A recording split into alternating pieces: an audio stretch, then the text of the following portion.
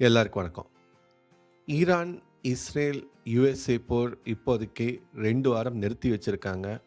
Market கொஞ்சம் சூடு பிடிக்க ஆரம்பிச்சிருக்கு. முக்கியமா எல்லா ஸ்டாக்ஸும் ஓரளவுக்கு நல்ல சீப்பான பிரைஸ்ல கிடைக்குது. ஸோ இன்னைக்கு நம்ம அண்டர் வேல்யூட் ஸ்டாக் பார்க்க போறோம். வாங்க வீடியோக்குள்ள போலாம்.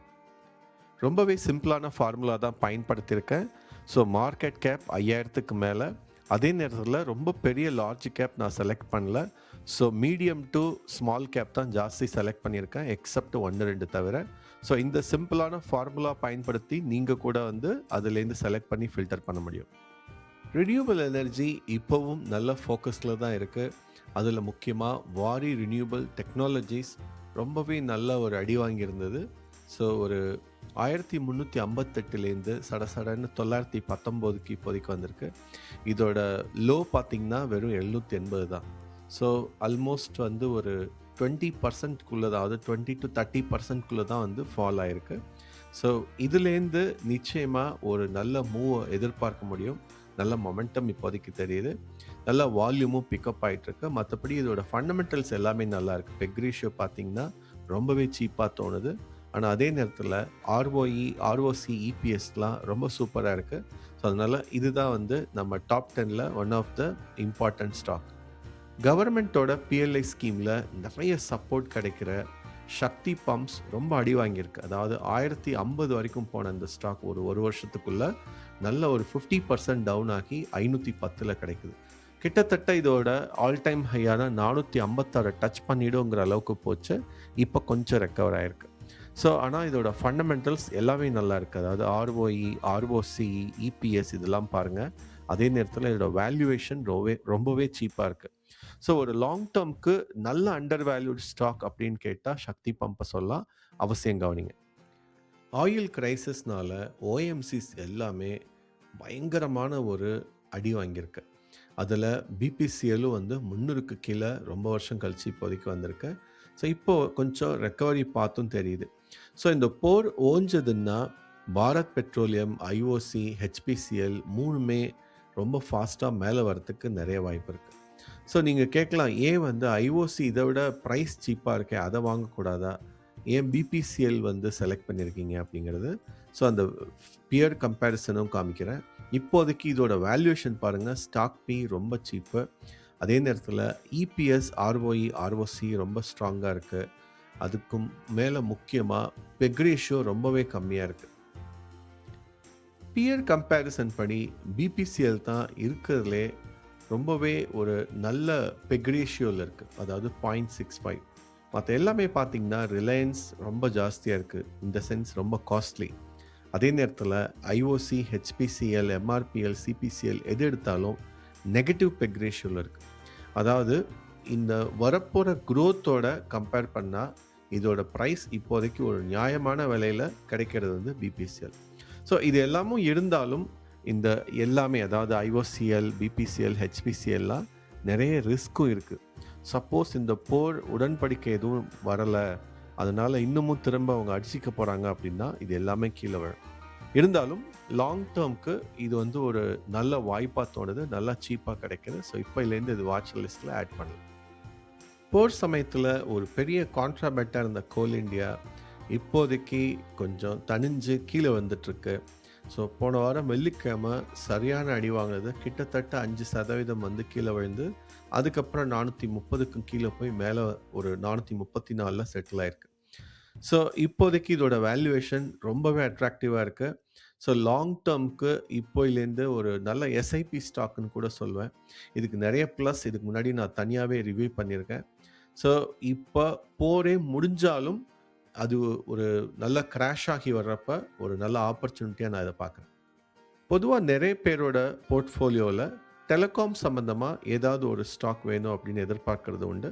ஏன்னா ஸ்டேபிளாக வருமானம் வரும் அப்படிங்கிறதால. நிறைய பேரோட சாய்ஸ் வந்து ஏர்டெல்லாக இருக்கலாம், அல்லது ஒரு சில ரிலையன்ஸ் ஜியோனால ஆயிலும் இருக்கிறதால அந்த காம்போவில் எடுக்கலாம். பட் இது ரெண்டுமே வேணாம், எனக்கு வந்து இது இல்லாமல் வேறு ஏதாவது வேணும், ஆல்ரெடி என்னோட மியூச்சுவல் ஃபண்டில் ரிலையன்ஸ் அல்லது பாரதி ஏர்டெல் இருக்கத்தான் போகுது, அதனால் அது ரெண்டும் வேணாம் அப்படின்னு எதிர்பார்க்குறவங்களுக்கு இண்டஸ் டவர் ஒரு நல்ல சாய்ஸ். என்ன ரீசன்னா, இண்டஸ் டவர் தான் இந்த டெலிகாம் டவர் கிட்டத்தட்ட வந்து ஒரு 70% வரைக்கும் இவங்க கிட்ட தான் இருக்கு இந்தியாவுல.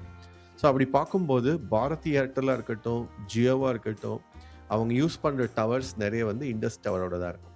ஸோ இந்த கம்பெனிக்கும் வந்து ஒரு நிலையான வருமானம் வந்துட்டே இருக்கிறதால, இது வந்து ஒரு அல்டர்னேட்டிவ் பெஸ்ட் சாய்ஸா இருக்க வாய்ப்பு இருக்கு. அதே நேரத்தில இதோட வேல்யூவேஷன் இப்போ ரொம்பவே நல்லா இருக்கு. ரொம்ப கீழ வந்திருக்கு. ROE, ROC, EPS எல்லாமே ரொம்ப வந்து ஒரு அட்ராக்டிவான சிச்சுவேஷன்ல இருக்கு. ஸோ தொடர்ந்து வருமானம் அதிகமாகும்போது, இந்த ஸ்டாக் வந்து பறக்க நெறைய வாய்ப்பு இருக்கு. ஃபார்மா இண்டஸ்ட்ரி கடந்த 1 வருஷமா ரொம்ப மோசமான நிலையில தான் இருந்தது. இப்ப கொஞ்சம் ரெக்கவர் ஆயிட்டு இருக்கு. அதுலயும் முக்கியமா நாட்கோ சரியான ரெக்கவரி பாத்ல இருக்கு. இது இப்ப ரீசென்ட்டா இதோட 52 வீக் ஹைய கூட டச் பண்ணிடுச்சு. ஸோ இதோட பெக் ரேஷியோ பாருங்க, இருக்கிறதுலயே ரொம்ப சீப்பான ஃபார்மா ஸ்டாக், பெரிய லெவல் ஃபார்மா ஸ்டாக்னா இந்த ஸ்டாக் இப்போதைக்கு சொல்லுவேன். ரொம்ப சீப்பான அண்டர் வேல்யூட் ஃபார்மா ஸ்டாக் எதுன்னு கேட்டாலும் நாட்கோ ஃபார்மாவ தான் சொல்வேன். அதனால அவசியம் வாட்ச் பண்ணுங்க. பேங்கிங், என்பிஎஃப்சி தவிர மற்ற புரோக்கரேஜ் சர்வீசஸ் தர ஃபினான்ஸ் கம்பெனியில் ஐஐஎஃப்எல் கேபிட்டல் இப்போதைக்கு ஒரு நல்ல அட்ராக்டிவான வேல்யூஷனில் கிடைக்குது. 411 வரைக்கும் போன இந்த ஸ்டாக் இப்போதைக்கு 286 கிடைக்குது. அதுவும் போன வாரம் ஒரு நல்ல ரெசிலியண்ட்டான ஒரு பவுன்ஸ் பார்க்க முடிஞ்சது 286. ஸோ 280க்கும் கீழே போயிருந்தது. இப்போ உள்ள ஒரு நல்ல மொமெண்டம்னால இது வந்து ஒரு நல்ல அண்டர் வேல்யூட் ஸ்டாக்காக எனக்கு தோணுது. ஒரு டைவர்சிஃபைடு லிஸ்ட்டாக இந்த அண்டர் வேல்யூட் ஸ்டாக்ஸாக இருக்கணும்னு நினச்சேன். ஸோ அதில் முக்கியமாக இப்போ ரீசெண்டாக ஃபெர்டிலைசர்ஸ் அப்புறம் பெட்ரோகெமிக்கல்ஸ் ஒரு நல்ல மொமெண்டம் தெரியுது. அதில் தீபக் ஃபெர்டிலைசர் சரியான அண்டர் வேல்யூட் ஸ்டாக்குன்னு சொல்லுவேன். 15.7 தான் இதோட stock PE. ROE, ROC, EPS எல்லாமே சூப்பராக இருக்குது. ஸோ ரீசெண்டாக ஒரு நல்ல தொய்வு இருந்தது. எல்லா ஃபெர்டிலைசர் கம்பெனியும் இந்த போருக்கு முன்னாடியே கீழே போயிருந்தது. அதுக்கப்புறம் இப்போ ஒரு 2 வாரமாக ஒரு நல்ல ரெக்கவரி பார்க்க முடிஞ்சது. ஸோ இது வந்து நிச்சயமாக கவனிக்க வேண்டிய ஒரு நல்ல ஸ்டாக். இப்போதைக்கு இந்த FII ஹோல்டிங் நல்லா கீழே வந்திருக்கு. ஸோ இவங்க திரும்ப வர ஆரம்பிச்சாங்கன்னா இது திரும்ப அதோட 52 வீக் ஹை போகிறதுக்கு நிறைய வாய்ப்பு இருக்குது. அசட் மேனேஜ்மெண்ட் கம்பெனியில் யூடி ரொம்ப வருஷமாக இருக்குது. இப்போ ரீசண்டான க்ரைசிஸ்னால ரொம்ப கீழே வந்தது. அதெல்லாம் எல்லா மியூச்சுவல் ஃபண்ட் கம்பெனிஸும் கீழே வந்திருந்தது. ஸோ இதுவும் வந்து போர் சமயத்தில் கீழே விழுந்திருந்தது. இப்போ ஒரு நல்ல அட்ராக்டிவான வேல்யூஷனில் இருக்குது. ரொம்ப முக்கியமாக வாட்ச் பண்ண வேண்டிய அண்டர் வேல்யூட் ஸ்டாக்குன்னு சொல்லுவேன். நம்ம நிறைய வாட்டி ஹிண்டால்கோ அப்புறம் நேஷ்னல் அலுமினியம் ரிவ்யூ பண்ணியிருக்கோம்.